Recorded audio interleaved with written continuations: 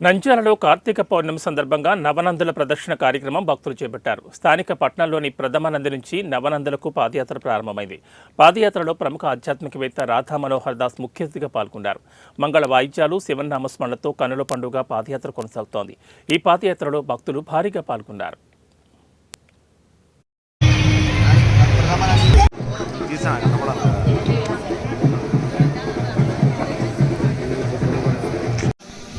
RTC వాళ్ళు కూడా నవనందుల ఇప్పుడు ఈ కార్తీక మాసంలో నవనందుల యొక్క పరిక్రమ రోజు బస్సులు చెప్పారు.